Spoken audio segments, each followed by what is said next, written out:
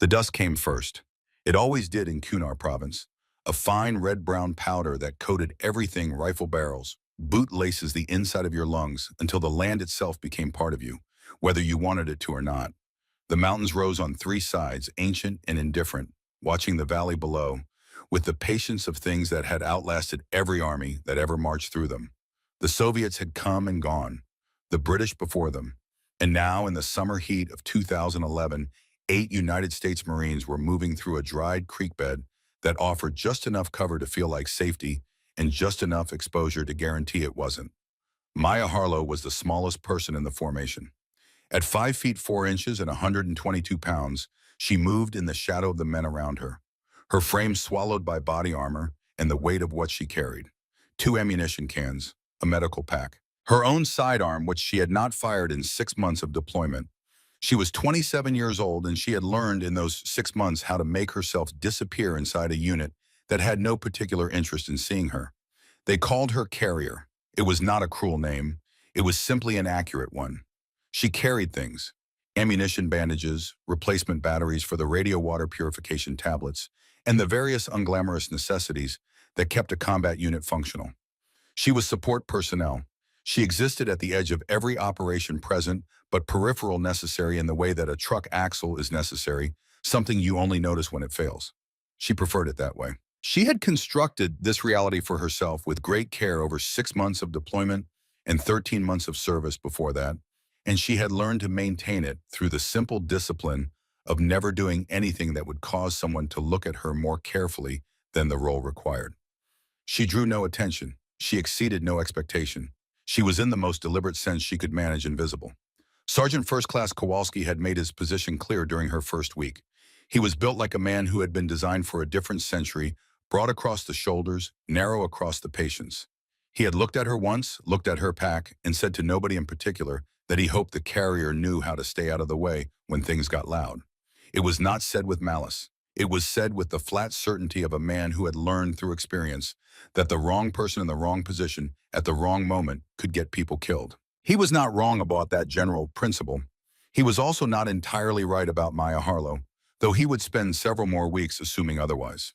Lieutenant Gaines ran the team with the quiet competence of a man who had stopped needing to prove himself approximately 8 years and 3 deployments ago.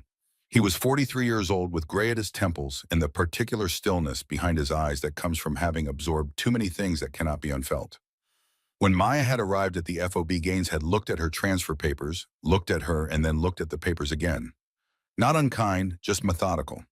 He had assigned her quarters, given her the unit's standard operating procedures, and told her that briefings were for combat personnel. She would receive her orders separately through the unit's senior medic, Doc Sullivan. Maya had said yes, sir, and meant it entirely. She was there to carry things and treat wounds. Nothing more, nothing less. She had built this arrangement carefully, and she intended to keep it. Chief Petty Officer Maddox was the third man and the different one.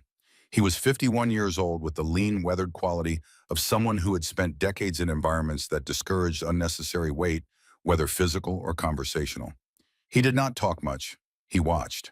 And in those first weeks when Maya reorganized her medical kit during quiet periods, or when she ran her fingers along a rifle barrel, she was handling for cleaning in a way that suggested familiarity rather than function. Maddox would observe this from across the room with an expression that revealed nothing at all. He had been in this business long enough to recognize the shape of a secret. He said nothing. He simply watched and remembered and waited for the moment that he already understood was coming. The morning of the operation began the way most mornings in Kunar began. Dust light, cold air burning off fast. The mountains turning from purple to brown as the sun climbed above their ridgelines. The mission was a standard patrol through a village complex 3 kilometers to the east, where intelligence suggested a cache of materials had been moved through sometime in the previous week. Intelligence in Kunar was approximately as reliable as weather forecasting at sea. You worked with what you had and planned for what you didn't. Rex Donovan gave the pre-patrol brief from a folding chair outside the operations tent. He was 54 years old and built in a way that suggested something geological, not large exactly, but dense in the manner of stone that has been compressed by tremendous force over a very long time. His face was the kind of face that children draw when they're asked to draw what a soldier looks like. Angular, weathered, economical. He had been shooting long-range rifles since before some of the men in this unit were born, and the Barrett M82A1 that sat broken down in its case near his chair had traveled with him across more provinces and more years than he cared to count. Maya had carried that rifle across 3 kilometers of broken terrain 2 weeks earlier when Rex's back had been acting up. She had noted its weight, 28 pounds, the way she noted all weights, with the part of her mind that never entirely stopped calculating. She had handled the case with a care that was a slightly more than purely professional, the care of someone maintaining a particular kind of distance from a thing they know too well.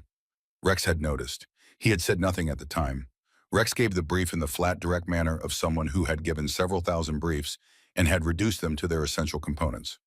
Route, known hazards, rules of engagement, communication protocols. He looked at each person in the formation as he spoke, making eye contact for exactly the amount of time required to confirm that information had been received. When he reached Maya, he paused for perhaps half a second longer than necessary, then moved on. The patrol moved out at 0630.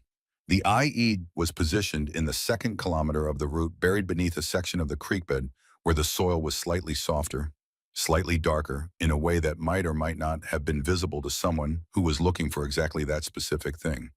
The vehicle in front, a light tactical truck carrying a Kowalski, and 2 other Marines reached the device at 0847.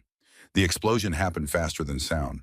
Maya was 40 meters back in the formation when the pressure wave hit her. She had been moving, and then she was not moving because her body had dropped without consulting her mind, and she was pressed against the western wall of the creek bed with dust and smoke and the immediate high-pitched ringing that arrives in the ears when the world decides to rearrange itself without warning.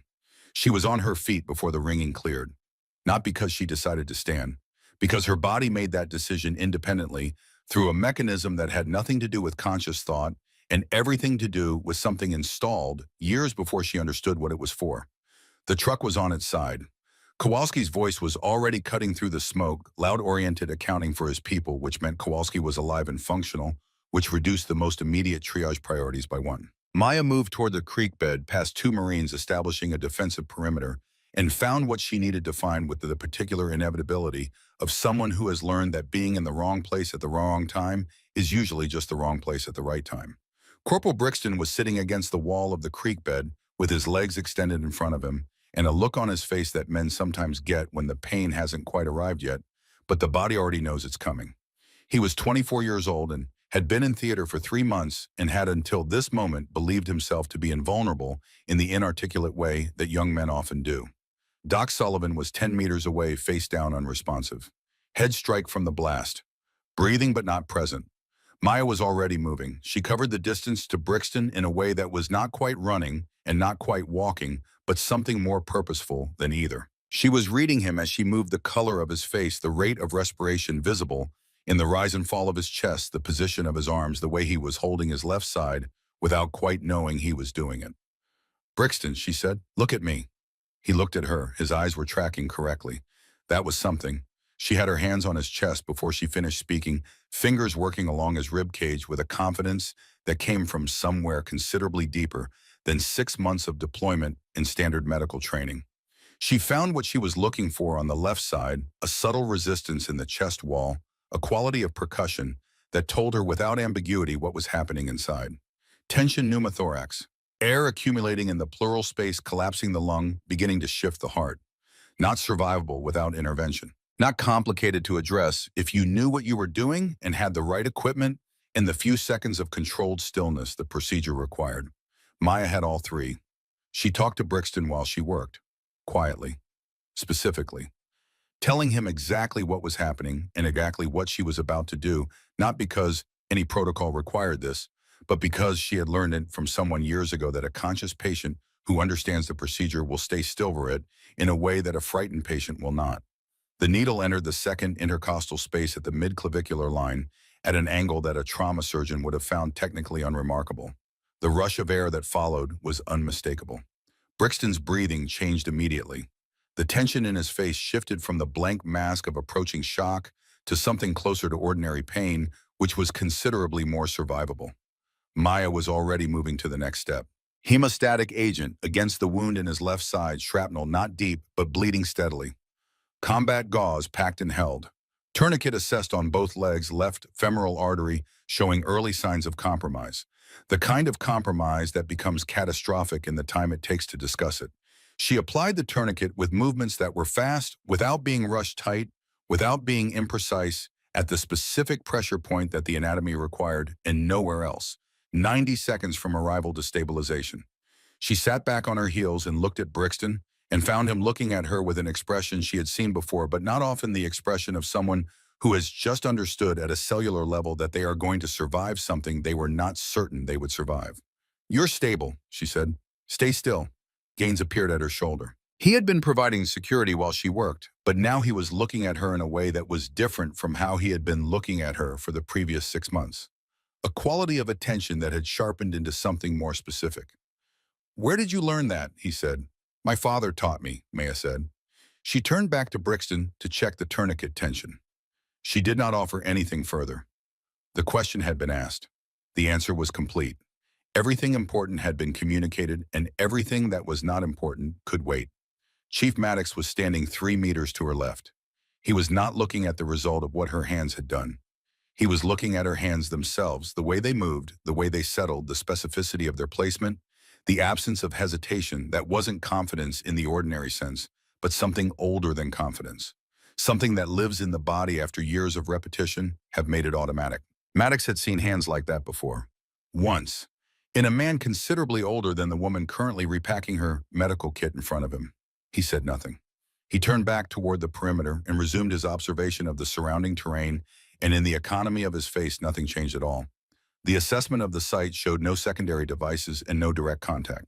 But the explosion had announced their position, and in Kunar's arm, an announced position was an invitation. Gaines made the call to push forward to the compound complex and establish a defensive position rather than extract back along a route that was now potentially observed. They reached the compound 20 minutes later. It was a standard structure for this part of the province: mud brick walls, flat roofline, interior courtyard, the kind of architecture that had been essentially unchanged for 300 years because it was well adapted to the environment in which it existed. Intel had assessed the compound as clear. Intel as a category had a complicated relationship with accuracy in Kunar province. Brixton was inside leg-elevated tourniquet logged and monitored. Doc Sullivan had regained consciousness during the movement and was functioning at reduced capacity, alert enough to communicate, not alert enough to operate independently. Maya had taken his kit. No one had given her permission to do this. No one had told her not to. Kowalski watched her take the kit and inventory it with the speed of someone who knows exactly what should be there and is verifying that it is. He opened his mouth to say something and then closed it again, because Brixton was alive in the corner with normal respiration, and the mathematics of that outcome were not complicated. Rex was on the roof. He had gone up before the others had fully settled, because this was what Rex Donovan did. He found high ground, and he got above the problem, and he set up the Barrett on its bipod, and he began the methodical process of understanding the terrain around him through the scope. The valley to the east was approximately 400 meters across at its narrowest point. The ridge line to the north offered elevation, but not concealment. The rock formations to the west were more complex, offering multiple positions that a competent shooter could use without exposing more than a few inches of themselves. Rex was noting these positions, working through them systematically when the shot came. It came from the west, from the rocks he had been evaluating. From a distance, he estimated in the fraction of a second between the impact and the arrival of the sound at between 500 and 700 meters. The bullet struck him in the left shoulder. Rex Donovan was knocked sideways and back, and the Barrett left his hands and clattered across the flat rooftop, and he went down hard on his right side with a sound that combined the particular quality of a serious wound with the grunt of a very large, very strong man absorbing something he had not anticipated. He was conscious. He put his right hand against the wound immediately, because the body knows to do this even when the mind is still processing the information that made it necessary. The shoulder was bad. Not fatal, the impact angle told him the lung was not compromised and the major vasculature was intact, or he would already know it differently. He would need surgery. He would need it within hours. But he had minutes, not seconds. The Barrett was 3 feet away. Rex looked at it. He looked at the valley to the west. He understood the geometry of what was happening. The Taliban fighters he could hear below, responding to the shot, were not the primary threat.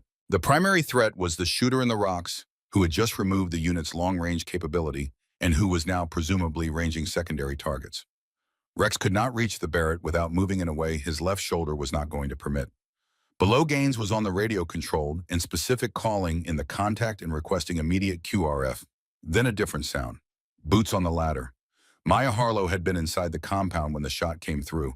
She was beside Brixton, doing a secondary assessment of the tourniquet, when she heard the impact above her, a sound she recognized not from training, but from something older, and then the clatter of the rifle, and then Rex's grunt, and before she had processed any of this into language, she was already moving toward the ladder. Gaines was between her and the ladder. Carrier, he said. The word was a command and a category and a boundary, all three things at once. She looked at him. Something happened in her face that was not argument and was not submission. It was simpler than either of those things.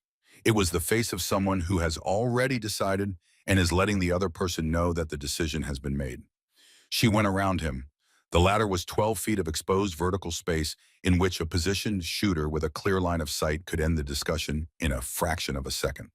Maya climbed it without thinking about this, not because she was unafraid, but because fear was operating in a different register than decision, and the decision had already been made in the part of her that made decisions before the rest of her caught up.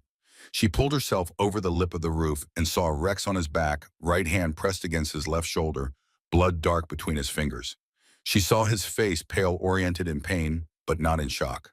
She saw the Barrett 3 feet from his right, hand bipod, deployed scope, attached bolt closed. She moved to Rex first. She had her hands on the wound before he finished speaking because this was the sequence: assess the casualty, stabilize the casualty, then address the tactical situation. Her fingers found the entry point, high on the shoulder above the deltoid, exiting cleanly through the back. No lung involvement, no major vascular compromise. The bleeding was significant but manageable with direct pressure and packing.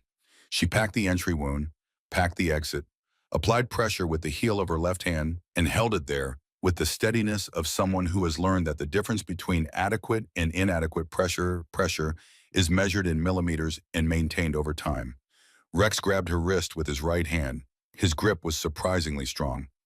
"The rifle," he said. "Someone needs."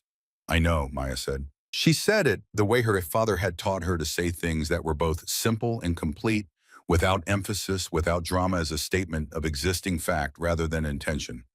She reached across Rex's body and pulled the Barrett toward her with both hands. 28 pounds.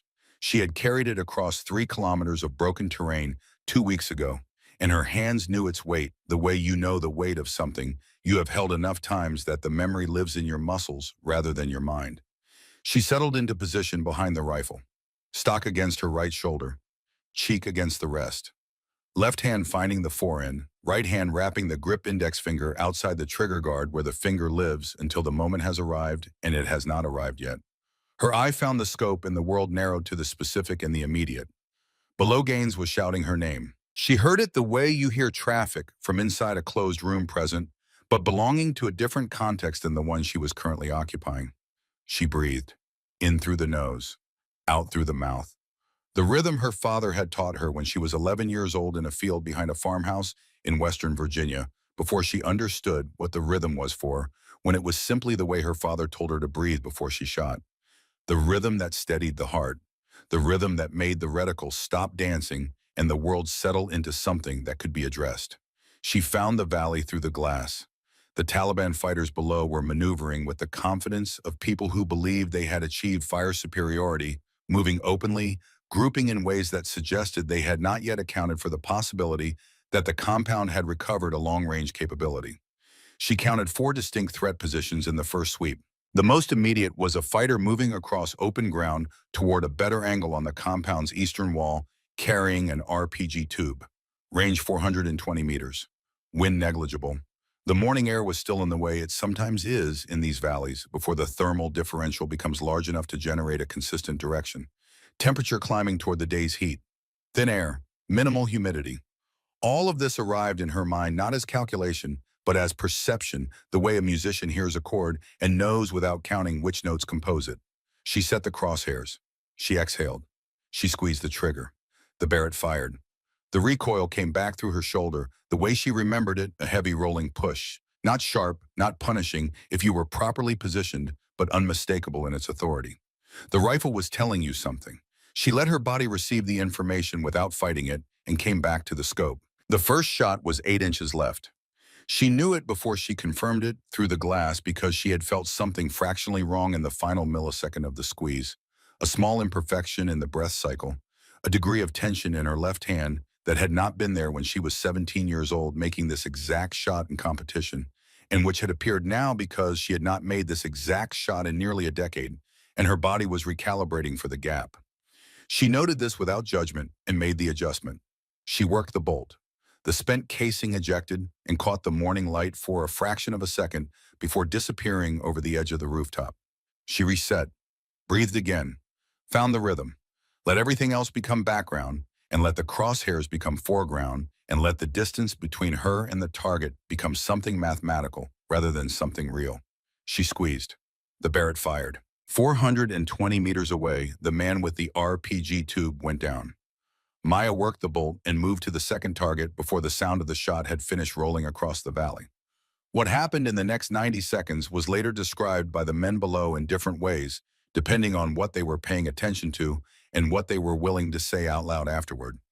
Kowalski would say that he heard 5 shots in 90 seconds and that by the time he looked up and connected the shooting on the roof to the silence that had replaced the incoming fire from the valley, the shooting had already stopped. Chief Maddox would say nothing about it to anyone for several hours. Then he would say privately to Gaines that he had seen what he had seen coming for 6 months and was glad it had arrived before rather than after the situation became unrecoverable. Gaines would write in his after-action report that support specialist Harlow had acquired the Barrett M82A1 following the wounding of the primary sniper and had engaged 5 confirmed targets at ranges between 350 and 420 meters, suppressing the assault and enabling the unit to hold its position until QRF arrived. He would not write that it had taken 90 seconds. He would not write that 5 shots had produced 5 hits, with the second shot correcting for an error that most trained snipers would have taken 3 or 4 rounds to identify and adjust. He would not write these things because he was still working out privately what they meant. Maya lowered the Barrett. Her shoulder ached in the specific way that 50 caliber recoil produces a deep spreading soreness that would take several days to fully arrive and several more to fully leave. Her hands were steady. This surprised her, not the steadiness itself, but her awareness of it, the way you notice the absence of something you had been bracing for. She went back to Rex. He was looking at her with the particular quality of attention that people give to things they do not yet have a category for. His color was pale, but not critical. The packing she had applied to his shoulder had held. "Who taught you?" he said. His voice was thinner now, but his eyes were entirely focused. "My father," Maya said. She was checking the wound, not looking at his face. But she felt the change in his quality of attention, a shift, of focusing something arriving behind his eyes that was different from pain and different from shock. He said, "What was your father's name?" Maya pressed the packing, gently assessing the bleeding rate, and did not answer. Below the helicopter was already audible, QRF coming in fast from the southeast rotors, beating the air into a physical substance. Rex reached out with his right hand and took her wrist. His grip was weaker now than it had been 20 minutes ago, but his eyes were as focused as they had been when he was standing upright. "Your file," Rex said. "The name in your file. That's not the name you were given." Maya said nothing. "There's a gap," Rex said, "between high school and enlistment. 5 years. Nobody just disappears for 5 years. Not someone who can do what you just did." The helicopter was overhead. The crew chief was already moving toward the compound entrance with a stretcher. Rex's grip tightened fractionally. "When I get back," he said, "you're going to tell me whose daughter you are." He said it not as a question, but as the statement of something already known, the confidence of a man who is not guessing, but confirming, whose suspicion has already resolved into certainty before the answer arrives. Maya looked at him then, for a moment directly. She did not confirm. She did not deny. She allowed the look to exist for exactly long enough to tell him that the question was not as wrong as she might have preferred it to be. Then the medics were there, and Rex was being moved, and Maya stepped back and let the professionals do what needed to be done with the wound she had kept stable long enough for this moment to exist. She went back inside. Chief Maddox was in the room when she entered. He was inventorying his kit with the methodical patience of someone who uses occupation as a form of composure. He did not look up when she entered. He did not look up when she crossed the room and knelt beside Brixton and began the tourniquet reassessment she had told Gaines needed to be done. After a long moment, he said, "The kit." Maya did not pause in what she was doing. "The medical kit," Maddox said. The unit's primary kit. You reorganized it sometime in the last 2 weeks. The layout is Ranger Medic Standard, specific to Delta Support Rotations 2003 to 2008 curriculum. He set down the item he had been examining. That curriculum was not available to anyone who trained through Standard Corpsman or Combat Lifesaver channels. It came out of a particular program at Bragg that most people in this building have never heard of. He looked at her. How does a support specialist know Ranger Medic Kit layout from the 2003 to 2008 curriculum? Maya finished with the tourniquet. She recorded the time on the log. She checked Brixton's distal pulse. She made a note. Then she sat back and looked at Chief Maddox. She looked at him for a long time. Long enough that he understood she was considering something, not whether to lie, because the lies available to her were no longer very convincing, but something more complicated. The decision about how much of the truth to allow through the door she had spent 5 years keeping closed. My father taught me, she said. It was the same answer she had given Gaines. But said to Maddox in this room after this exchange, it landed differently. It landed with the weight of a real answer rather than a deflection.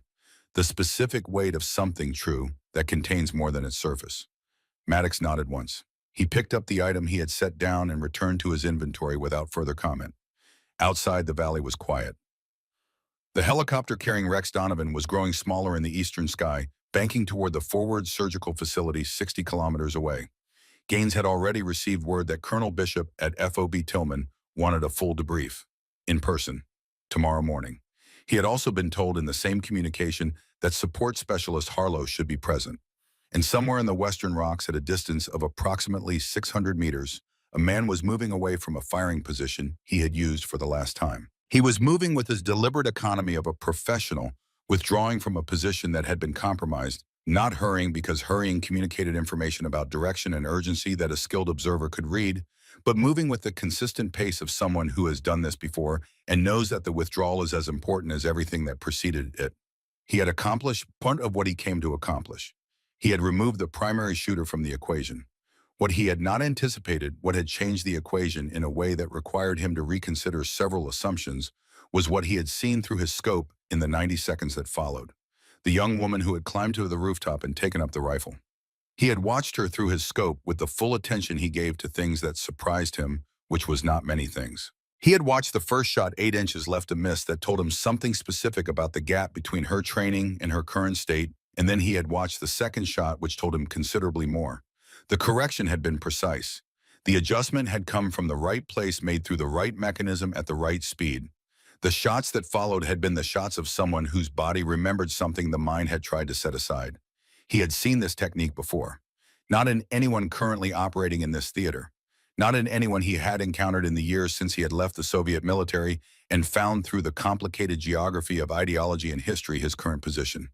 He had seen it in one person, in one place, at one specific period in his life that he thought about more often than he had ever told anyone.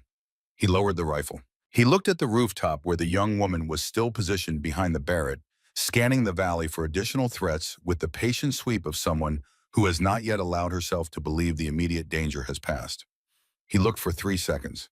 Then he pulled back behind the rocks and continued his withdrawal, carrying with him the specific weight of a recognition that changed everything about what came next. His name was Dmitry Karev.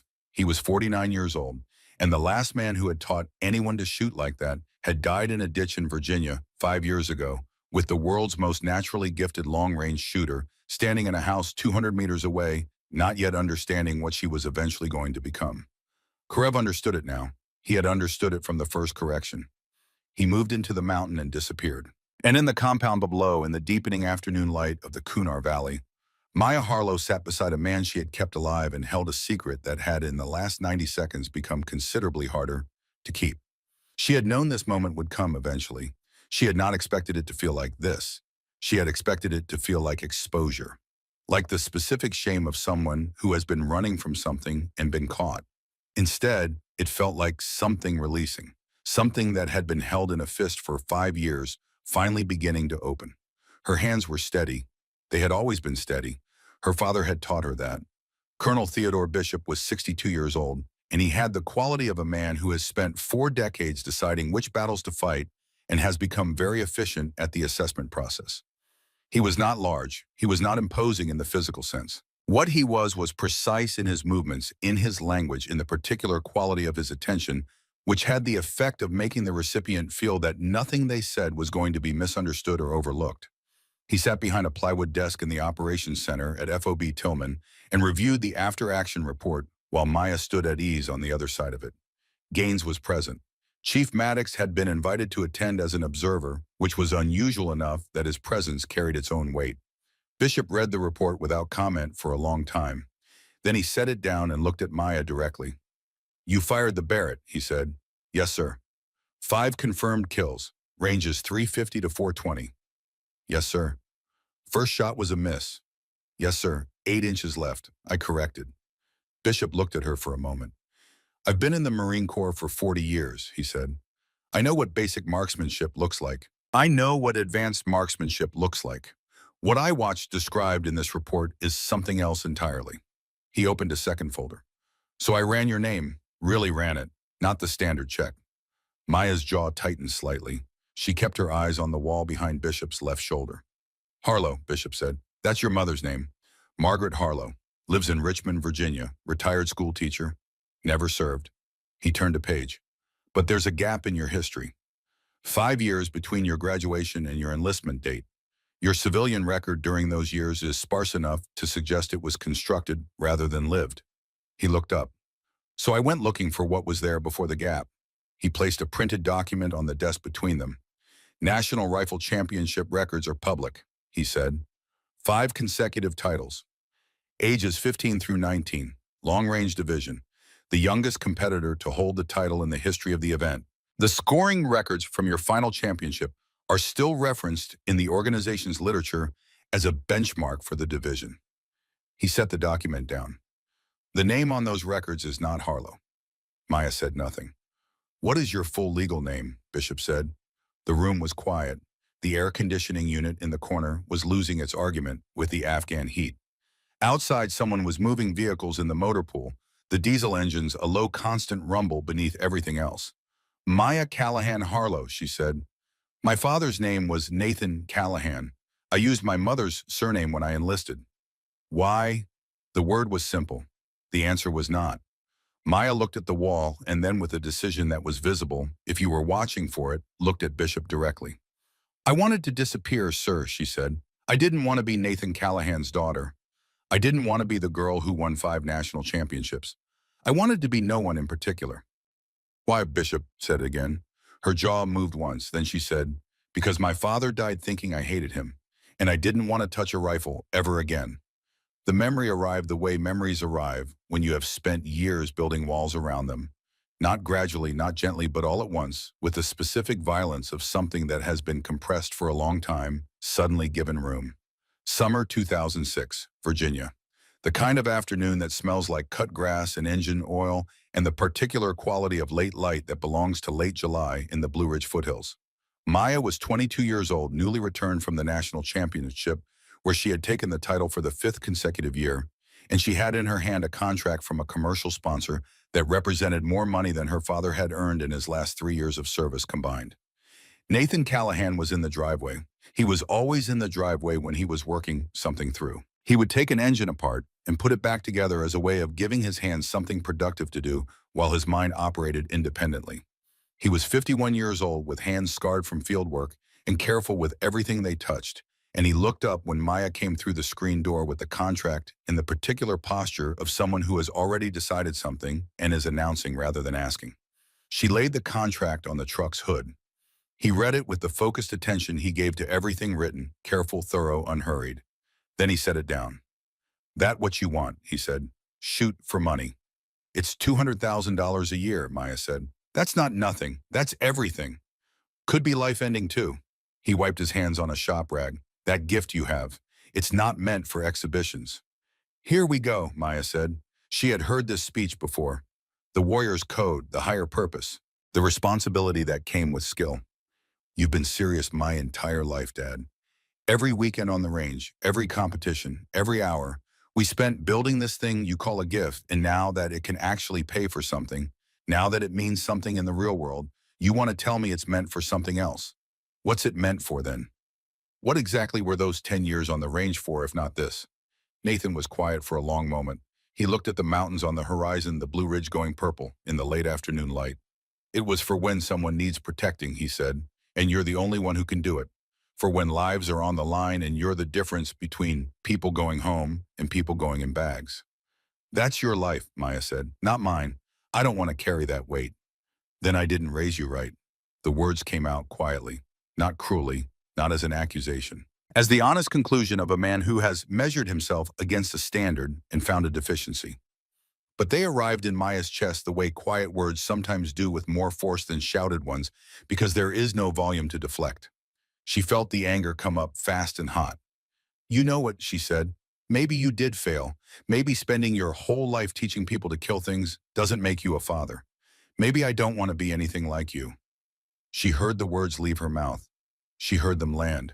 She saw her father's face receive them, the flash of something real and undefended that crossed his features before the discipline of 51 years of training closed over it like a pool surface going still after a stone has passed through. I need to get out of here for a bit, he said. Dad, I know what you meant. He was already moving toward the truck. I know exactly what you meant. He climbed in, started the engine, backed down the driveway. Maya stood in the yard with the contract in her hand and watched him go, and felt the anger cooling and something else beginning to arrive in its place, something she did not yet have a name for. She told herself she would let him drive, let him think, let the distance do what it always did. She would apologize when he came back. She would find a way to say what she had meant, which was not what she had said. 20 minutes later, she went looking for him. The truck was in the ditch at the end of the road. The engine was still running. Nathan Callahan was slumped across the steering wheel, and by the time the paramedics arrived and by the time they explained what had happened, a massive coronary, the kind that had probably been building for years, ignored and pushed through. The way he pushed through everything, by the time she understood all of this, the last thing she had said to him was already permanent. His last words to her had been, I know what you meant. Her last words to him had been about what a failure he was as a father. She enlisted 13 months later under her mother's name, looking for structure and purpose, and the particular mercy of being no one. Bishop was quiet for a long time after she finished. Nathan Callahan, he said finally, Army Rangers, sniper instructor at Bragg 2001 to 2005, one of the most requested instructors in the program's history. He paused. He came to see me about 8 months before he died. Maya's eyes moved to Bishop's face. He came to talk about you, Bishop said. Said his daughter was the best natural shooter he had ever evaluated. Said it scared him how gifted you were. Said he knew you were going to find your own path to it, and that he couldn't force you, could only prepare you, and hope that when the time came, you would make the right choice. The room held this. He would not be surprised, Bishop said carefully, by what happened on that rooftop today. Maya did not trust herself to speak. You are redesignated, Bishop said. Effective immediately, designated marksman. You will train with the team, deploy with the team, and when Staff Sergeant Donovan returns from surgical, you will train under his supervision. He closed the first folder and opened a second. This one was thicker, its edges marked with classification stamps. There is one more thing, and this is the reason Chief Maddox is in this room. He slid a photograph across the desk. The man in the photograph was younger than the face Maya had seen through her scope 3 hours ago, but the structure was unmistakable. Sharp in the jaw, pale in the eyes, the particular quality of a face that has been refined by hardship into something very efficient. Soviet military dress uniform. The photograph was dated in pencil on its back edge. Dmitry Karev, Bishop said, age 49, former Soviet Spetsnaz, operating in theater for the last 3 years as an independent contractor. Ideological, not mercenary. 34 confirmed coalition kills. Probably double that unconfirmed. He is currently running an advanced marksmanship training program in this province. 40 students, 6-week curriculum, regional deployment upon graduation. 40 more snipers, Chief Maddox said from the corner. It was the first thing he had said in the room. 40 more snipers, Bishop confirmed, which is why JSOC has had him as a priority target for 18 months. He paused. There is a complication. He reached into the folder and produced a second photograph. This one older, printed on paper that had aged to a slight cream, its edges soft with time. 2 men standing before a chain-link fence. One in army dress uniform, younger but recognizable, extending his right hand. The other in Soviet military attire, hands unbound, returning the handshake. The inscription on the back in pencil in a hand that Maya recognized from birthday cards and ranged notebooks and the margins of books she had borrowed from her father's shelf. Even enemies deserve dignity. Teach them to survive. Maybe someday they choose life over death. N. Callahan, February 1986. Fort Bragg, Bishop said. Cold War prisoner exchange. Your father was assigned to the holding facility where Soviet personnel were processed before transfer. He spent 6 weeks with Karev before the exchange was completed. Bishop's voice was level and deliberate. He taught him survival skills primarily, but also the fundamentals of long-range marksmanship as a humanitarian gesture, the kind of thing your father did because he believed that even the men on the other side of an argument deserved to be treated as human beings. Maya was looking at the photograph. At her father's hand extended toward a young Soviet soldier who would grow into the man who had just put a bullet through Rex Donovan's shoulder, who had been killing coalition personnel for 3 years with a technique that bore the unmistakable architecture of Nathan Callahan's instruction. My father taught him, she said. Her voice was even. It required effort. Your father tried to teach him something else, Bishop said. He tried to show him that skill could be used for protection rather than destruction. Karev learned the skill. He drew different conclusions about the application. Bishop closed the folder. 4 days ago, the NSA intercepted a communication from a Taliban coordination cell in this province. He pressed a button on the recorder on his desk. The voice that came through the speaker was accented, precise, and unhurried. English, which meant it was intended to be heard by Americans. Tell them that I know Nathan Callahan's daughter is in theater. Tell them I recognize her technique. Tell them that when we meet, she will learn the lessons her father forgot to teach me. Tell them I look forward to the conversation. Bishop stopped the recording. He made you through the scope, Chief Maddox said. From the first shot, the correction, the rhythm. He recognized it because he learned the same technique from the same source. Which means, Bishop said, that this is no longer a standard JSOC target situation. You are personal to him in a way that changes the operational calculus. He looked at her steadily. Your orders are to train. Rex Donovan will be back in the field within 2 weeks. When he returns, the two of you will begin preparation for a direct action mission against Karev's training facility. You will be primary shooter. Donovan will spot. Yes, sir, Maya said. She said it the way her father had taught her to say things when the weight of them was too large to fit in the space between the words. Rex Donovan came back in 2 weeks. The surgical team had told him 4 weeks minimum, which Rex had processed as a recommendation rather than a requirement. He walked back into the FOB on a Tuesday morning with his left arm in a partial sling and his right hand around a coffee that had been his companion for 3 hours on the transport. He found Maya on the rifle range behind the base, prone, behind a borrowed M24, working a target at 800 meters. He watched her for a while without announcing himself. The rhythm was good. Not perfect, she was compensating for the M24's different trigger weight, and the compensation was slight but visible if you knew where to look.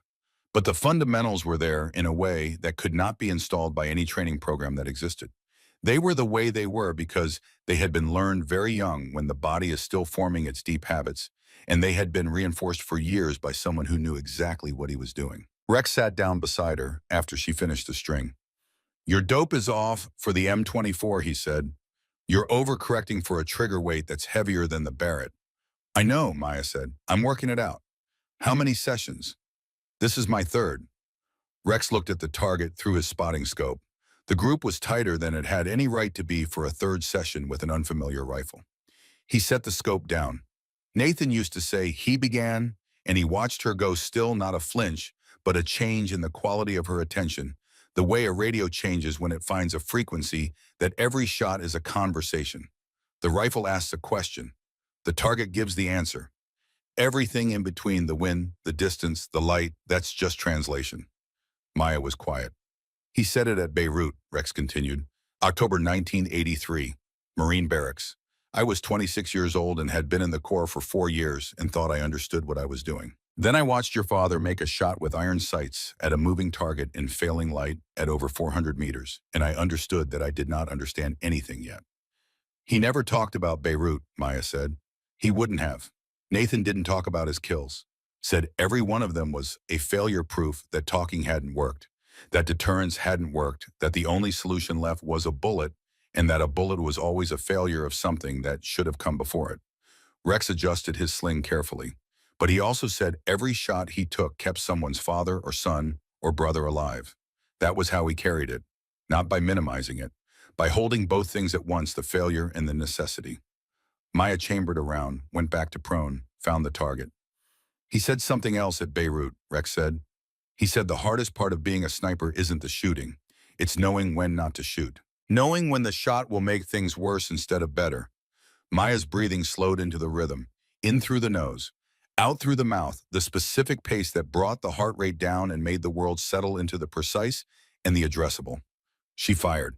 800 meters away, the steel target rang. We've been tracking Karev for 18 months, Rex said. He pulled a folder from beside him. 34 confirmed kills, all of them selected to maximize operational disruption. He doesn't shoot randomly, he shoots tactically. He paused. His current class graduates in 4 days. 40 trained snipers dispersed across 3 provinces, each one carrying what your father taught him applied to purposes your father would not have recognized. Maya worked the bolt, did not look at the folder. Bishop is authorizing a direct action mission, Rex said. We insert with Gaines's team. You establish Overwatch at extreme range and take the shot when Karev presents himself during his final exercise. He paused. JSOC wants him alive if possible. Alive, he gives us the whole network. Dead, we lose everything upstream of him. And if he doesn't present himself cleanly, then the mission adapts. Rex was quiet for a moment. He knows you're coming. That recording, he chose his words carefully. He's not running, he's waiting. Maya fired again. The target rang a second time. She came up from the scope and looked at Rex directly. He came to see Bishop, she said. 8 months before he died, talked about me. I know, Rex said. He told me too. Different conversations, same year. He looked at the mountains. He was proud of you in a way he didn't know how to say to you directly. Sometimes fathers carry the most important things in a language they can't quite translate for the people who most need to hear it. She went back to the scope, breathed, steadied. He also said, Rex continued, that the thing he was most afraid of was that you would get to the moment this gift was needed and find that he had prepared you to shoot, but not taught you what to shoot for. Maya held her breath, released it slowly, at the measured pace that brought the heart rate down and made the world settle. She fired. The target rang. The briefing for the direct action mission took place 4 days later. The room held Bishop Rex Maya Gaines, Chief Maddox, a thin man in civilian clothes who introduced himself only as Strand and who had the clipped affect of someone who communicated only what was operationally necessary, and a satellite analyst named Reeves who ran the imagery through a projector and preferred that no questions interrupt the presentation. The imagery showed a valley in northeastern Kunar province, 30 kilometers from the nearest friendly position, a complex of 3 buildings built into the hillside, a cleared training area, a rifle range extending to 2,000 meters, defensive positions at the perimeter, 43 heat signatures on the most recent pass. The final examination runs on day 42 of each cycle, Strand said. Karev is present for the entire examination. Maximum exposure, maximum vulnerability. He clicked to the next image. It is also almost certainly the moment he expects us to act. He made contact through the radio intercept because he wanted to. He is constructing the terms of the engagement. Our job is to not let him, Gaines said. Correct. Bishop looked at Maya. You are primary shooter. Donovan spots. Gaines leads the ground element. Insertion is 48 hours from now. Night movement 12 kilometers to the observation point. You will hold Overwatch until Karev presents a viable shot, at which point you take it. Rules of engagement capture preferred lethal force authorized if he threatens U.S. forces or attempts to escape. Maya studied the satellite imagery. She ran the numbers. Distance from the observation point to the training facility. Elevation angle. Expected wind patterns. Temperature differential between night insertion and morning shooting conditions. The shot is manageable, Rex said, reading her calculation. The variables are within range. The difficult part, Strand said, is that he has already demonstrated the ability to identify your technique from 600 meters through a scope. He will be watching for you. Then we go in quiet enough that he doesn't know where we are until the shot is already gone, Gaines said. That is the plan, Bishop said. Plans are the best intentions of people who have not yet been shot at. He closed the folder. 48 hours. Maya was outside after the briefing when Rex appeared beside her. He was holding a photograph. He held it out without explanation. The young man in the picture had Rex's jaw and Rex's eyes in a version that was 20 years younger and had not yet acquired the things that time and service put into a face. He was in dress blues. He was grinning with the specific confidence of someone who has not yet understood what there is to be uncertain about. On the back in handwriting, she did not recognize Jacob Donovan. Paris Island, 2002. My son, Rex said, Marines. He made 4 deployments. Third one, Iraq, 2004. He held a position while his squad extracted a wounded teammate, took out 6 insurgents before they got him. They gave him the Silver Star posthumously. Maya looked at the photograph, at the grin that did not yet know what it was about to encounter. Your father wrote me after Jacob died, Rex said. Long letter. Said he knew what it felt like to train someone you love for something that might kill them. Said he watched you on the range at 16 years old and knew you were going to be better than him, and that knowing it terrified him because that kind of skill draws the kind of situations where the exceptional and the fatal often arrive together. He took the photograph back, looked at it himself for a moment with the stillness of a man who has made peace with something he will never stop carrying. He also said he wouldn't change a single lesson he taught you, Rex said, because he believed that one person with the right skill and the right reasons could save 100 lives, and he believed you had both. He slid the photograph carefully into his jacket pocket. Get some rest, he said. We move at 0200. He stood and left her with the darkness and the mountains and the weight of what tomorrow required. The helicopter took off at 0200. 8 people. Night vision. The mountains below rolling past in the green-white palette of thermal imaging. Every valley a different temperature, every ridgeline a different age. Maya sat with the Barrett broken down in her pack, its weight distributed across her frame, the way she had learned to carry weight, not fighting it, but negotiating with it, letting the load become part of the body rather than a burden imposed upon it. Gaines sat across from her, checking his rifle for the second time in 20 minutes. Kowalski was at the helicopter door watching the terrain below, with the alert patience of a man who has made peace with uncertainty and no longer requires it to be otherwise. Rex was beside Maya. His shoulder was still bandaged beneath his jacket. He had argued with the medical officer for 3 days about this insertion and had won by the specific method of continuing to report for duty until the medical officer ran out of administrative leverage. The crew chief held up 5 fingers. 5 minutes. Maya checked her gear for the last time. Barrett components secure. Ammunition, water, medical kit packed to a standard that would have been recognizable to the man who had first taught her how a medical pack should be organized and why the sequence mattered as much as the contents. She reached into her breast pocket and confirmed the presence of something that had not been there that morning. Rex had stopped her at the door of the operations tent with the photograph of Jacob extended between them.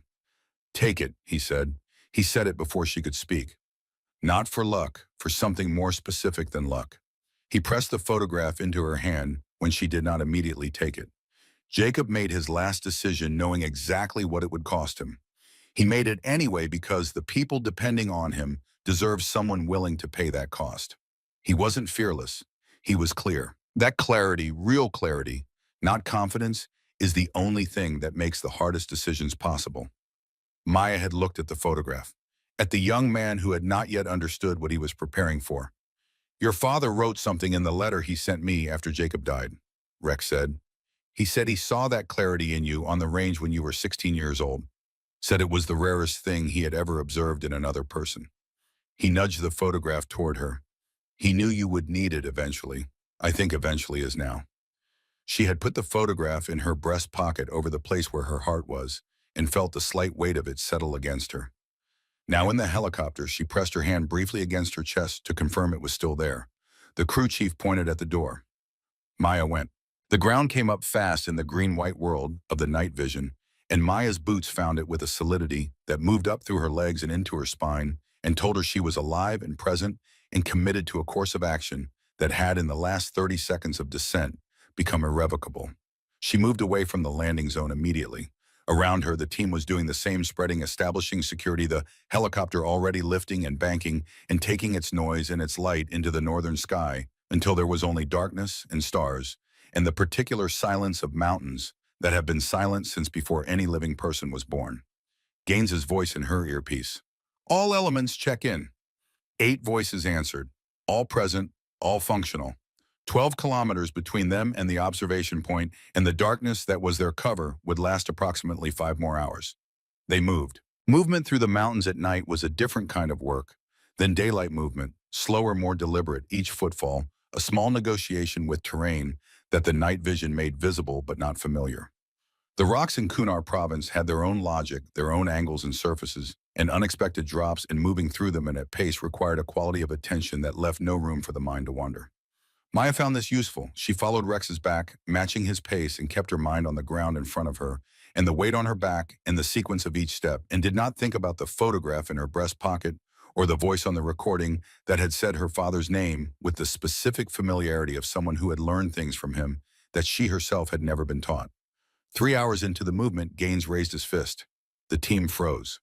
Voices ahead. Pashto. 3 men, perhaps 4, moving along the same trail from the opposite direction. Casual conversation. The voice of men who are not expecting to encounter anything that requires them to be otherwise. Hand signals from Gaines. Cover. Wait. Maya pressed herself against a boulder that had probably been in this exact position since the last major geological event in the region. She controlled her breathing, slowed her heart through the mechanism her father had installed in her before she was old enough to understand that the mechanism would outlast every other thing he gave her. The patrol passed 30 meters away. One of them was laughing at something. Another responded. The third said nothing. They walked past with the unhurried confidence of men who owned this terrain and knew it. They did not look toward the boulders. The team held position for 4 minutes after the sound of boots faded. Then Gaines signaled, and they moved again more carefully now, with the heightened awareness that comes from understanding you are operating inside someone else's perimeter.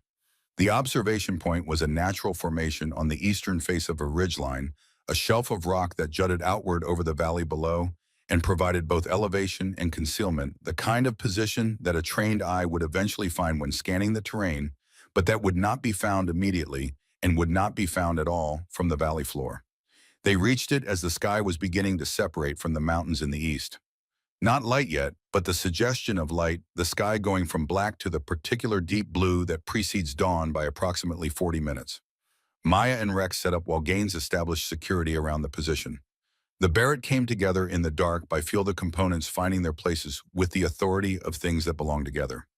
Stock, barrel, scope. Bipod legs extended and adjusted for the angle of the shelf.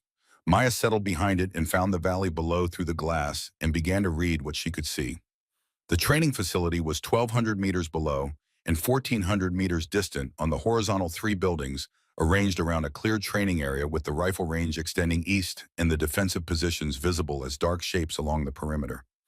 In the pre-dawn light, it was quiet, a single light in the largest building, the shapes of men moving around a cooking area. Rex set up the spotting scope. Wind is calm, he said. His voice was barely above a breath. Temperature 41. It will rise fast once the sun clears the ridge. Expect thermal variance by mid-morning. They settled in to wait.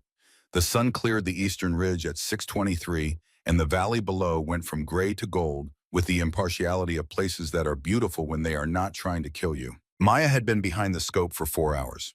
Her shoulder was comfortable. Her breathing was steady.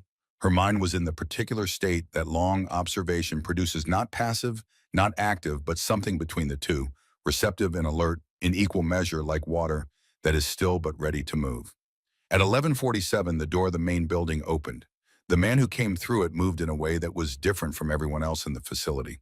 Not faster, not more visibly purposeful, but with the quality of movement that belongs to someone who has integrated authority so completely that it no longer requires display. He was tall, thinner than the photograph suggested. The field tends to do that, strip people to their functional minimum, with the deliberate stride of someone who expects the ground to remain exactly where he places his foot. He was carrying a rifle. He moved toward the range building. Students fell in behind him in a loose formation that tightened as they approached. That's him, Rex said. His voice was entirely level. 1,400 meters on the horizontal. Wind from the northwest, 3 knots. Temperature has come up to 61. Maya had already settled the crosshairs on the center of Dmitry Karev's chest. He was standing beside a student correcting the student's position, hand on the student's shoulder, adjusting the angle with the patient, specific attention of someone who has made this particular correction many times and knows exactly where the error originates. He was teaching with the quality her father had always brought to instruction. The specific focus of someone who believes the person in front of them is worth the full weight of their knowledge. She kept the crosshairs steady. Waiting for clearance, Gaines said in her earpiece. JSOC is processing final authorization. Stand by. Maya breathed, held, released. Below, Karev moved to the next student, made a different correction. Stood back, observed, made a small adjustment with 2 fingers. Minutes passed, 15, 20. At 12:14, Dmitry Karev stopped moving. He was mid-sentence with a student, and then he stopped. Not gradually in the way that a person stops when they are finished saying something. In the way that a person stops when they have received information from somewhere outside the conversation they are currently having from the particular frequency of experience that operates below the level of conscious thought and arrives as certainty before the reasoning that justifies it. He turned his head, not toward the facility buildings, not toward the perimeter, toward the ridgeline, toward the specific section of ridgeline where Maya was lying behind a Barrett M82A1 in the best available position for the shot. He looked directly at her. From 1,400 meters through his spotting scope, Rex said very quietly, "He knows." And then the facility erupted. Not the slow, organized movement of a unit responding to a report. The fast, experienced movement of people who have been told that something is already happening and that the time for discussion has passed. Students grabbing rifles, moving to cover, establishing defensive positions with a speed that told Maya immediately that Karev had been running this specific drill often enough that the students' bodies knew the sequence before their minds finished processing the order. Karev was already moving toward the range building. Maya led him, calculated the angle, began her trigger press. He dove through the doorway. Her round impacted the mud brick wall precisely where his center mass had been 4/10 of a second earlier. "Miss," she said. "Target is inside the structure." The first rounds from the perimeter positions began arriving, not accurate yet, searching the shooters below, knowing the general direction but not the precise location. Gaines was on the radio. "Compromise. All elements prepare to move." What followed in the next 40 minutes was the kind of situation that planning documents describe in controlled language and that actual experience renders in a completely different vocabulary. The team moved off the ridgeline under fire, maintaining formation through bounding movements that Gaines choreographed with the calm of someone whose decision-making under pressure has become mostly automatic. Maya was third in the movement, the Barrett across her back and her sidearm in her hand, because the Barrett was not the right instrument for the distances currently involved. The rounds coming from the valley below were still not fully accurate, but accurate enough to confirm that they had trained shooters below and that the inaccuracy was the product of distance and angle rather than skill.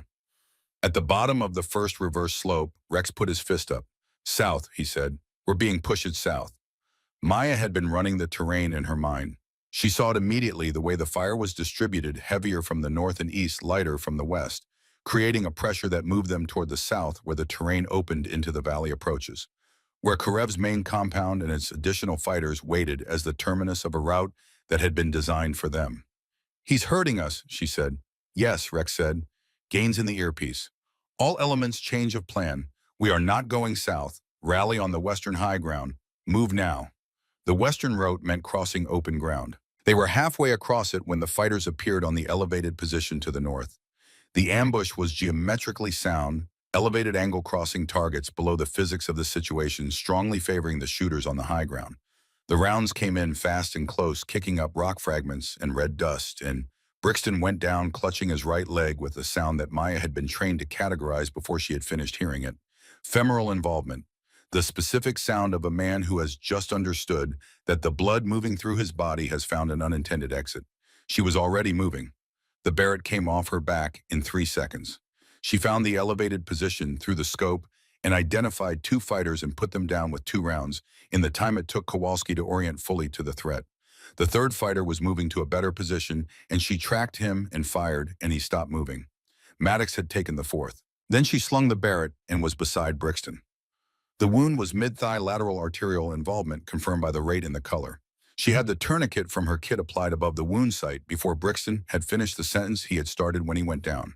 She packed the wound, assessed the distal pulse, checked the tourniquet tension with the specific pressure of someone who has done this enough times to know the difference between adequate and insufficient at the level of her fingertips rather than the level of a gauge. 90 seconds from assessment to stabilization. "Brixton is stable," she said into the radio. "Ambulatory with support. We can move. Kowalski had Brixton's arm across his shoulders before she finished speaking.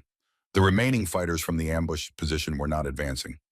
Maya noted this as they reached the cover of the western rocks. Fighters who have been effectively engaged from an unexpected direction by an unexpected capability tend to reassess their approach, and the reassessment takes time. She had bought the team approximately 4 minutes of reduced pressure. They were still boxed. North was the heaviest fighter concentration. South was Kairev's design. East went deeper into the valley. West offered high ground, but the approach was now compromised. The training range, Maya said. She had the map in her head, built from the satellite imagery and 4 hours of observation. 2 kilometers east, elevated fortified, built into the hillside. It has commanding sight lines across every approach, and it's the last place they'll expect us to go. That's moving toward them, Gaines said. That's moving to ground that Karev can't simply surround. He'll have to come to us instead of pushing us where he wants us. She paused. Air support is 20 minutes out. We need a position we can hold for 20 minutes. Gaines weighed this for a moment. Move, he said. Callahan and Donovan, take point. You know that facility better than anyone here. They ran. The training range building was thick-walled, elevated with firing ports in the upper structure, and a roofline with clear sight lines across all 4 approaches.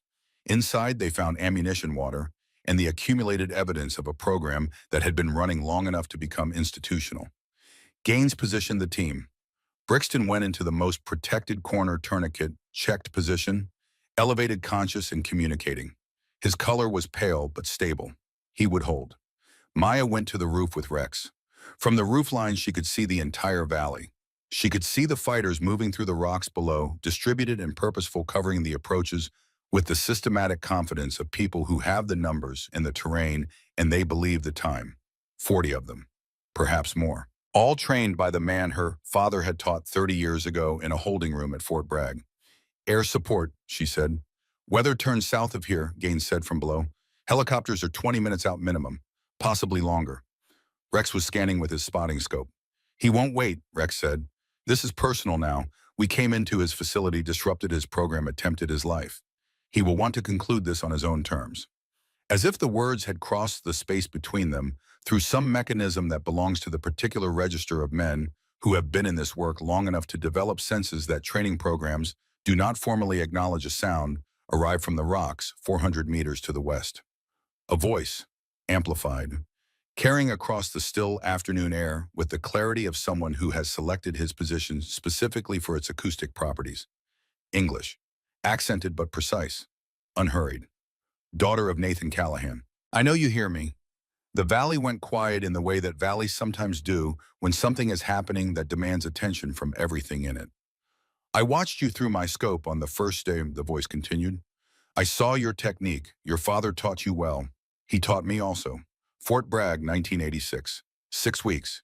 He showed me dignity when the men around him wanted something else entirely. He showed me mercy when mercy cost him something. Rex was ranging the source. 400 meters. He's standing in the open. You have the shot. Maya had already found him through the scope. Karev, on an outcropping of rock, completely exposed, a megaphone in his left-hand rifle slung across his back. Standing still. Presenting a target that a trained shooter could take at this range in any reasonable weather condition without a second thought. She did not take it. Something about it was wrong in the specific way that things are wrong when they are too right, too clean, too available, too precisely arranged for the outcome they appeared to be offering. A man who had survived this long did not make mistakes like standing in the open within rifle range of an enemy position. I propose something your father would have appreciated, Karev continued. A duel. Old custom. Sniper tradition from before wars became about systems rather than choices. Tomorrow at dawn, 1,500 meters. You win, I surrender and give you everything needed to dismantle this network. I win, your team goes free. No further engagement. Gaines said immediately, absolutely not. Rex said nothing.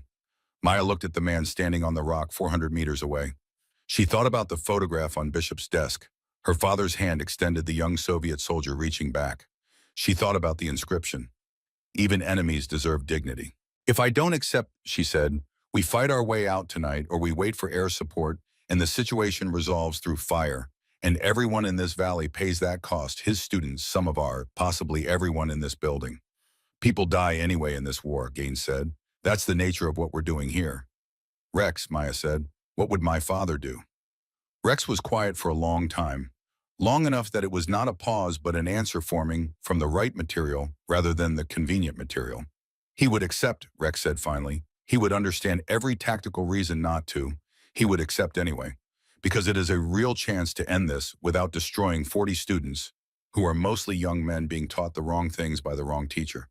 Nathan always believed that the chance to avoid the bullet was worth more than the certainty of taking it. Maya looked at the valley below, at the light fading on the western ridgeline, at the man standing on the rock waiting. She stood and moved to the edge of the roof and cupped her hands. I accept, she called across 400 meters of Afghan afternoon. Dawn, 1,500 meters, but I have a condition. Silence. Then name it. If I win, you tell me the last thing my father said to you in 1986 before they released you.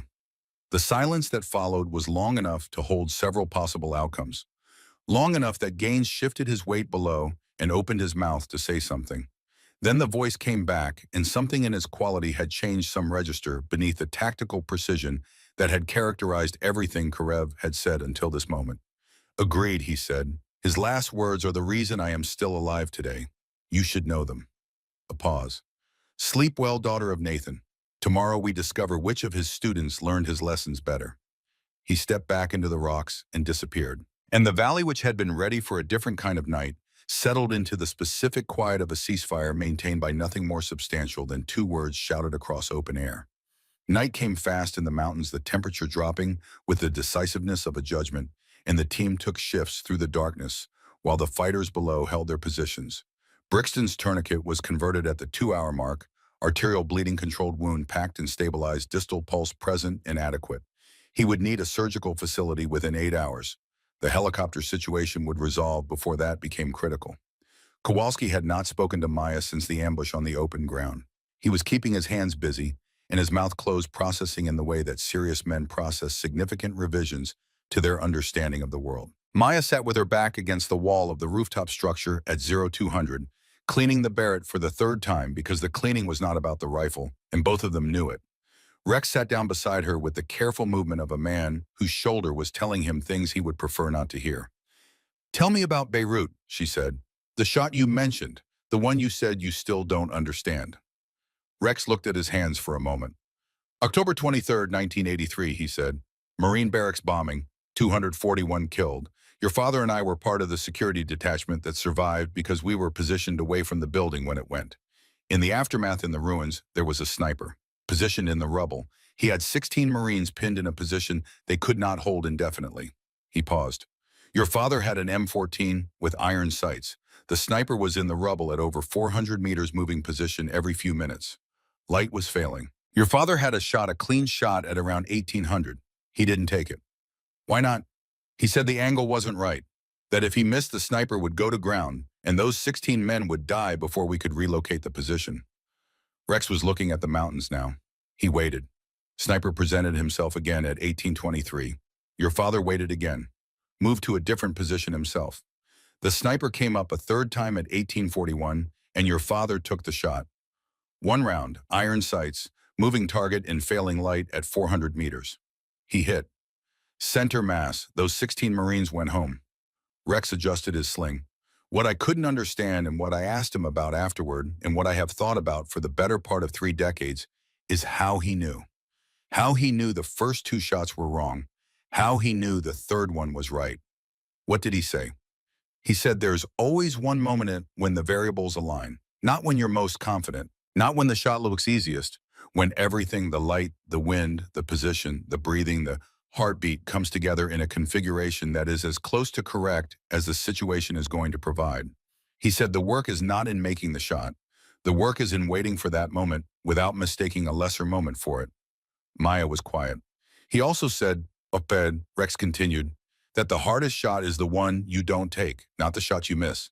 The shot you decide before the trigger is not the right shot. Not because you're afraid, because you know. She cleaned the barrel and worked the cleaning rod through and watched the patches come out in the lamplight. What if that moment doesn't come tomorrow? Then you make the best shot you have with the moment the situation provides. Rex looked at her.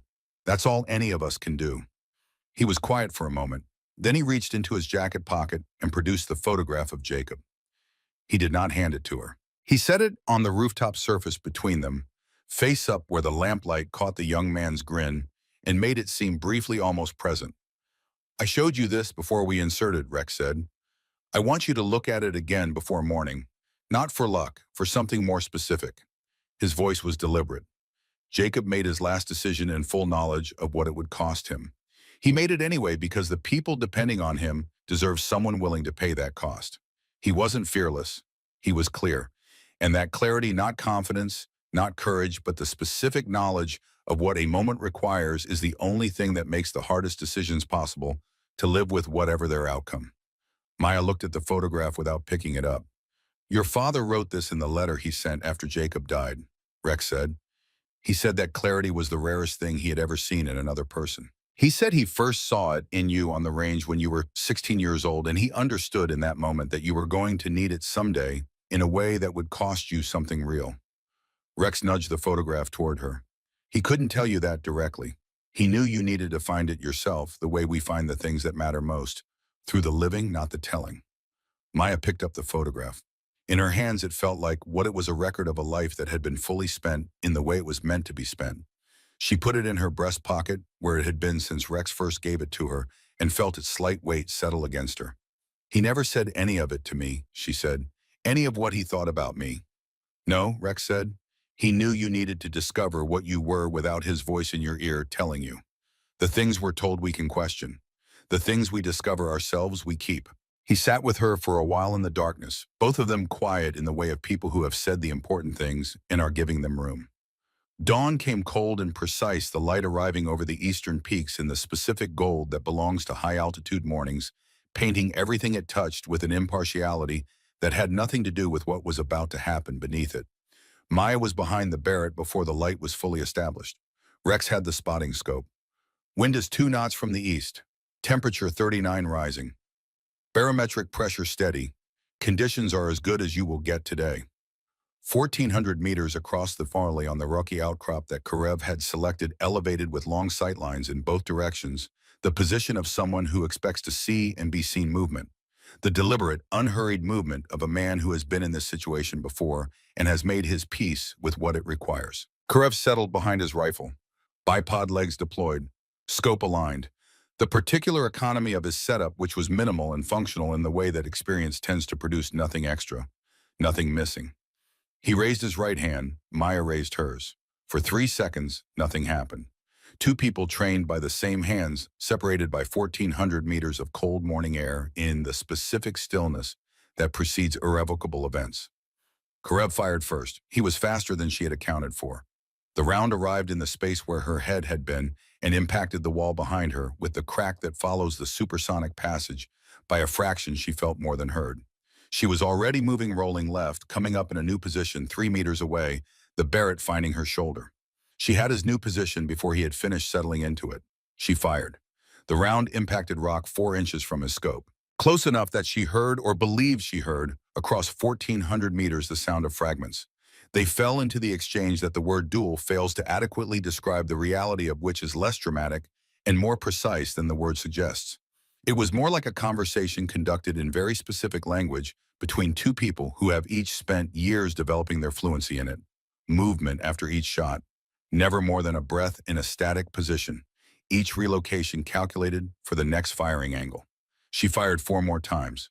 4 near misses, each one close enough to confirm that her ballistic solution was correct and her execution was correct, and that what was preventing a hit was Karev's movement pattern, which was irregular in the specific way that suggests the irregularity is a trained countermeasure rather than instinct.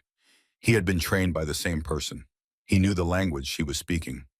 "Rex, he's reading your timing. He knows the rhythm."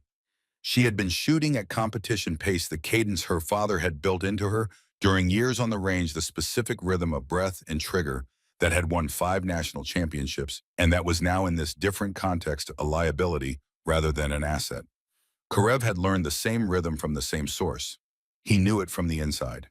She could change the rhythm, break the cadence, introduce unpredictability into a pattern that had been designed for consistency. She had the technical capacity to do this. But something stopped her. Not hesitation in the ordinary sense. Something different from hesitation operating at a level below conscious decision in the part of her that had been quietly working through something for the last several hours while the rest of her was occupied with survival. She lay behind the Barrett and breathed and let the thought arrive that had been forming since Rex had told her about Beirut, since she had understood what her father meant when he said the hardest shot is the one you don't take. She was treating this like a competition. She was trying to win, scoring, resolving the situation through technical superiority. Approaching 1,400 meters of empty air between herself and another human being, as if it were the Wyoming Championship with the same objective and the same metrics. And winning the kind of winning she was currently pursuing was not what this was. What this was something her father had understood on a rooftop in Beirut in 1983, when he had passed on two shots that looked viable because he was waiting for the one that was right. Not the shot he could make, the shot that should be made, not the best shot he was capable of, the correct shot for the situation in front of him. Rex was saying something. She heard him from a distance. She put the Barrett down, not set it aside, put it down, laid it flat on the rooftop surface, and took her hands off it and sat back on her heels and looked at the 1,400 meters between herself and Dmitry Karev with the specific quality of attention that arrives when you stop trying to solve a problem and start trying to understand it. Rex, Maya. She raised her hand, the signal for stop, for wait. She pushed herself to her feet. She stood fully upright on the rooftop. 1,400 meters away, Dmitry Karev had the shot. She was standing still, completely exposed. No wind, adequate light, stationary target. Everything he needed to complete what he had begun yesterday when he had put a bullet into Rex Donovan's shoulder and removed the unit's primary sniper from the equation. He did not fire. Rex barely audible. He's not shooting. She could see him through the spotting scope she had picked up with her left hand. Karev, behind his rifle scope, aligned the shot available and his finger not pressing. He was not going to press it. She had known this at the level below decision when she had stood up. She had not known she had known it until the moment she was standing and the shot was not coming, and the knowing became conscious arrived the way things arrive when the body has understood something before the mind is caught up. She set the spotting scope down. She cupped her hands around her mouth. My father's last words, she called across 1,400 meters of cold morning air. You promised. The valley held the words in the way that valleys hold sounds, cradling them, passing them along the rock faces, giving them more distance than a voice should carry. Then Karev stood. He rose from behind his rifle with the slow deliberateness of a man performing a significant action and wanting it to be visible as such. He left the rifle where it lay. He stood on the outcrop in the morning light, and when he spoke, his voice carried without amplification, projected across the distance, with the clarity of someone who has long since understood how sound moves through mountain air. Fort Bragg, he said, February 1986. The night before my release, your father came to the holding room where I was waiting for the morning transport. The valley was entirely silent. Every fighter who had been positioned through the night was listening. The team on the rooftop was listening. The mountains that had watched every army that ever moved through them were doing what they always did, receiving without judgment, without comment. He sat across from me, Karev said. He said, Dmitry, I have taught you what I know about survival. I have taught you to read terrain and weather and wind. I have taught you how to make the shot that seems impossible from where you are standing. But I want to tell you what all of that teaching was actually for. His voice was precise. He was not translating from memory. He was repeating what had been stored in his memory for 30 years with the exactness of someone who understood from the moment the words arrived that they were the kind of words that do not fade. He said, I did not teach you these things so that you could kill more effectively. I taught you so that one day, one specific day that I cannot predict, and that you will know when it arrives, you will have the power to take a life and you will choose not to. That choice, that moment of choosing mercy when you have the full strength to choose otherwise. That is the thing that separates a warrior from a murderer. That is the thing that makes the skill worth having. 1,400 meters of absolute silence. He said the hardest shot is the one you don't take. Maya heard it. She heard it not with her ears, but with the part of her that had been built by years of standing beside Nathan Callahan on a field in Western Virginia, receiving everything he had to give, understanding almost none of it until she was standing on a rooftop in Afghanistan, hearing his words arrive from the mouth of his student across a valley that neither of them had ever stood in. These were not words her father had said to her directly. He had tried.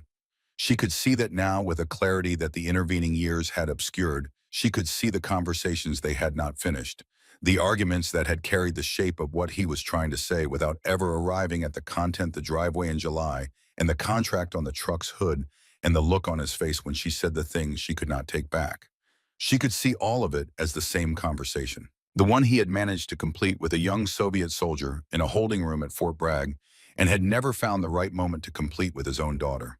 She had learned it now, from him, through the man he had tried to teach it to.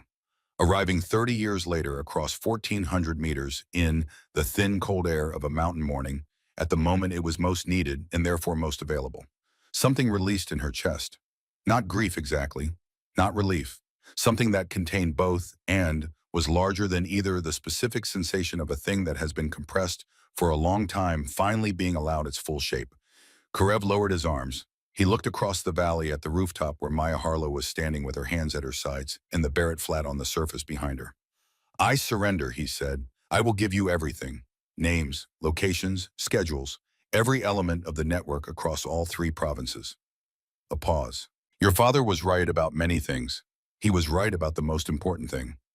I understood it too late to undo what I have done, but not too late to stop." He stepped down from the outcrop and walked toward the facility with his hands visible and his rifle left behind on the rock. Below, the fighters who had been holding position through the night began to move not toward the Marines but away from their weapons, following the lead of the man who had told them what to do and was now telling them differently. The helicopters arrived 40 minutes later. Brixton went out on the first one, conscious and protesting the stretcher with the specific indignation of a man who has decided that being carried is more undignified than the wound requiring it. The combat medic aboard confirmed Maya's tourniquet work with a nod that was terse and professional, and represented in its terseness a significant compliment. Karev went out on the second wrist secured seated between two Marines. He looked at Maya as he passed. He was not asking for anything. He was acknowledging something, the specific acknowledgement between two people who have been through something together that has changed the terms of what they understand. She acknowledged it back. Colonel Bishop arrived on the third helicopter, which was irregular enough to tell everyone present that this outcome had attracted attention at levels above the operational. He walked through the facility with the unhurried assessment of a man cataloging what has been gained and what will be required next, and when he reached Maya, he stopped. He looked at her for a moment in the way that he had looked at the after-action report in his operations center at FOB Tillman, carefully with the specific attention of someone determining the accurate weight of a thing before committing to how he will carry it. "Sergeant Harlow," he said. The rank was new. The name was real. Both had been true for some time and were only now being formally combined. "Yes, sir." "The intelligence Karev is providing is already being processed. JSOC is estimating 14 actionable operations from the initial debrief alone. The network across three provinces is going to be dismantled in the next 90 days. He paused. "You will receive a commendation. The specific language will be reviewed given the nature of what occurred here." "Yes, sir." Bishop looked at her for one more moment. "Your father came to see me," he said, "and told me that he hoped when the moment came, you would know what to do. He didn't say he was certain. He said he hoped." He paused. "I think he would have been pleased to know the hoping was warranted." He moved away. Kowalski was behind her. She turned and found him standing 2 meters away in the full kit he had been wearing for 18 hours. Rifle slung, the weathered face working through a calculation that had, from the look of it, recently resolved itself. He did not say anything. He nodded. Once. Slowly. The specific nod of a man who has arrived at a conclusion he was not expecting to arrive at and is acknowledging the journey more than the destination. Maya nodded back. From the corner of the facility, Brixton's voice arrived from the stretcher he was being held to by medical authority rather than his own preference. "Sergeant," his voice was steady despite everything, "you saved my life twice in 3 weeks. Once with a tourniquet and once by standing up on a rooftop instead of pulling a trigger." She looked at him. "I'll be telling that story," he said, "for the rest of my life." 6 months later, on a California morning that smelled of eucalyptus and ocean salt, Maya Harlow stood in front of 16 students at Camp Pendleton. The circles under her eyes had faded in the months since Afghanistan. She had gained back 7 pounds she had not realized she had lost until she found them again. She woke before dawn without an alarm now, not because the military required it, but because her body had settled into the rhythm of someone who has found the shape of their days and is no longer in conflict with them. She ran 4 miles in the dark every morning along the perimeter road, and the running was not punishment and not discipline, but simply the way her body preferred to begin. The Barrett M82A1 was on the table in front of her, Basura with a medical kit. The two things placed side by side with a deliberateness that was not accidental. Rex Donovan sat in the back of the room. His shoulder had healed to the degree that it was going to heal, which was not complete but was sufficient. His eyes were the same as they had always been. The students were young. They had the particular quality of youth that does not yet understand what it is preparing for, which is both their greatest liability and in another sense their greatest asset, the openness of people who have not yet decided what they cannot do. Maya looked at them. "This rifle," she said, "can kill a person at 2,000 meters under the right conditions. Most of your training will focus on how to use it. The distances, the calculations, the wind and the elevation and the trigger, discipline, and the patience that holds all of those things together under conditions that are specifically designed to make patience impossible." She let this settle. "You will learn all of that. And you will learn it well because the people whose lives depend on your decisions deserve the absolute best you are capable of." She let the silence run for a moment. "But the most important thing I will teach you in this room is not about shooting. It is about knowing when not to shoot, about understanding the difference between the shot you can make and the shot that should be made, about carrying the weight of that distinction every single time you get behind a rifle because the day that weight is no longer present is the day you have become something you did not come here to become." A student in the second row raised his hand, young, composed with the earnest directness of someone who wants to understand rather than to challenge. "Sergeant, isn't hesitation the most dangerous thing in a contact situation? Doesn't doubt get people killed?" "That's exactly the right question," Maya said. "And the answer is that there is a difference between hesitation and judgment. Hesitation is fear making decisions. Judgment is experience and conscience making decisions together. You train to eliminate hesitation. You train judgment for the rest of your career." She paused. "Let me tell you a story." She told them. Not everything, the shape of it, the essential architecture. A woman who had been running from a gift she did not know how to carry, and what happened when she could no longer run, and what she found on the other side of picking up a rifle she had set down 5 years before. And a man who had been taught a lesson 30 years ago and had set it aside and found it again at the specific moment when it was most needed, delivered across 1,400 meters of mountain air. She told them about the morning on the rooftop when she had laid the Barrett flat and stood up in the line of fire and what had come across the valley in response. The room was quiet when she finished. The particular quiet of people who are rearranging their understanding of something they thought they already understood. "My father used to say that snipers are shepherds," she said. "We stand between the wolves and the flock. We keep watch, and when a wolf comes, we stop it before it can reach the sheep. That is the mission. That is the calling." She looked at each of them in turn. "The moment you stop seeing the people on the other side of your scope as human beings, the moment killing becomes routine, the moment the weight of it becomes nothing, you have stopped being a shepherd. What you have become instead is not what you are here to become." After class, Rex walked with her out into the California afternoon. He checked his phone. He showed her the screen without comment. The message was short.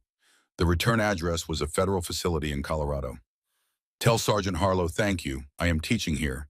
Reading, thinking, choosing differently one day at a time. For the first time in 30 years, I am not thinking about the next target. I am thinking about what comes after the choice to stop. Your father tried to show me this in 1986. It took 30 years and his daughter standing up on a rooftop to make me understand what he was showing me. The hardest shot is the one you don't take." DK Maya read it twice. She handed the phone back. "I'll respond when I know what to say." "Take your time," Rex said. They walked toward the water. The Pacific was visible beyond the base perimeter, flat and silver in the afternoon light. They walked without speaking for a while, which was their habit and which neither of them needed to explain or establish. That evening, Maya sat in her quarters with her phone in her hands for a long time before she dialed. The number had not changed in 5 years. She had known this because she had checked it twice in the previous 6 months without following through. Her mother answered on the third ring the way she always had, promptly, because Margaret Harlow had never been a woman who kept people waiting. The silence that followed the hello lasted perhaps 4 seconds. "Maya." Her mother's voice carried the particular quality of a woman who has been expecting a call for a long time and has learned over the course of that waiting not to show it. Hi, Mom. Maya looked at the window, at the last of the light going off the water in the distance. I wanted to call. I've been meaning to for a while now. I know, her mother said. Another silence, smaller this time. I want to tell you about Dad, Maya said, about what he was trying to teach me, about what I finally understood. She paused. I think it would take a while to explain properly. I have time, her mother said. And Margaret Harlow, retired schoolteacher, Richmond, Virginia, settled into her chair with the patience of a woman who has been holding space for a conversation for 5 years and is in no hurry now that it has arrived. They talked for 2 hours.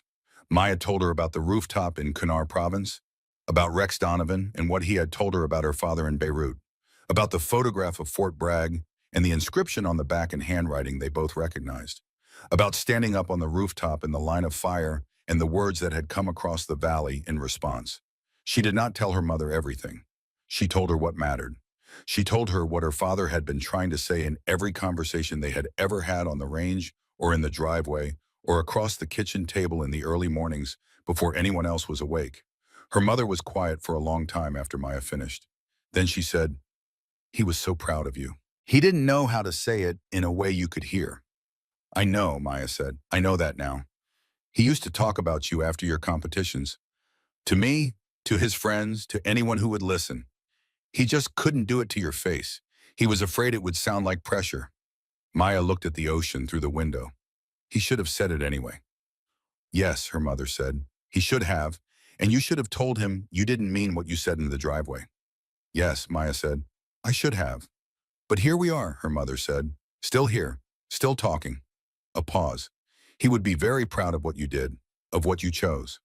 They said goodnight a few minutes later with the particular quality of a conversation that has been too long in arriving, and that both parties understand will be repeated, will become regular, will become the shape of something that had been missing and has now been found. The next morning, Rex fell into step beside Maya on the perimeter road at 5:10, his shoulder accommodating the pace with its particular compromise. Neither of them spoke for the first mile. You called her, Rex said. It was not a question. 2 hours, Maya said. He nodded. At the gate where the road curved back toward the main facility, Rex said, the VA approved the curriculum expansion. 4 more states. They're calling it the Integrated Combat Medicine Program. Official designation now. I heard. There's a phrase that started to move through the veteran community. Came out of an interview Bishop gave last month. People are picking it up. Rex glanced at her. Steady hands saved both ways. Maya ran and did not say anything for a moment. Nathan would have hated the attention, she said finally. He would have been proud of the phrase, Rex said. She almost smiled. It arrived in her face and stopped just short of completing itself, which was as close as she usually got to the full version, and which Rex had long since learned to read as equivalent. The base came into view. The familiar gates. The buildings that had become without her quite deciding they would home. Tomorrow there would be a new cohort. 12 students arriving with the confidence of people who have mastered the first layer of something and do not yet know how many layers remain. She would stand in front of them with the Barrett and the medical kit on the table beside each other, and she would begin again from the beginning, because the beginning was where the important things lived and the important things were worth returning to every time. She would teach them what her father had taught her, not only the breathing and the trigger and the mathematics of distance and the patience that holds it all together. The other part, the part that could not be measured and could not be graded and could not be installed through repetition alone, but had to be understood through the living, through the specific moments that cost you something real and require you to decide in the space between one heartbeat and the next what you actually believe. She would teach them what her father had tried to say to her on a July afternoon in Virginia and had finally said to her through 30 years and 1,400 meters, in the voice of the man he had shown mercy to when mercy cost him something. The hardest shot is the one you don't take. At the gate, she stopped and looked back at the ocean one final time. The Pacific in the early morning was the color of something that had no precise name, a particular gray blue that belonged to the hour before the light fully arrived, before the day committed to what it was going to be. Somewhere beyond it, across its enormous, indifferent distance, the world continued its arrangements, its conflicts, its daily negotiations between what people are capable of and what they choose to do with that capability. She turned and walked through the gate. Rex walked beside her. He was right about you, Rex said. He was right about a lot of things, Maya said. He was right about the important one, that one day you would find your way here, and that when you did, you would know what to do. She looked at the base ahead of them, at the range where 16 students would be waiting, at the table with the Barrett and the medical kit placed side by side waiting for her to stand in front of them again and begin. She thought about her father in a driveway in Virginia with engine grease on his hands trying to say something he did not have the words for in a language she was not yet ready to hear. She thought about the inscription on the back of a photograph in a folder on a plywood desk, "Even enemies deserve dignity." She thought about standing up on a rooftop in the morning light and trusting that the thing Nathan Callahan had believed about human beings was worth betting her life on. She thought about 1,400 meters of cold mountain air carrying the words she had needed to hear for 5 years. The hardest shot is the one you don't take. Her father had known from the time she was 11 years old, standing in a field in Virginia, learning to breathe in a way that would outlast everything else he gave her, that she would eventually arrive at a moment that required everything he had taught her. He had prepared her for it the only way he knew how, patiently, completely, and without telling her what it was for. He had trusted that when the moment arrived, she would recognize it. He had been right. She walked through the gate and toward the range, and the students waiting there carrying forward the gift he had given her, not the ability to take a life from 1,400 meters away, though she had that and would carry the weight of it every day she lived, but the wisdom to know when that ability should remain holstered. The understanding that the most important decisions are not made with the trigger, but before it. The knowledge that the hardest shot is the one you don't take, and that knowing when not to take it is what separates the skill from the purpose it was always meant to serve. She had work to do. She had always had work to do. She was finally doing it.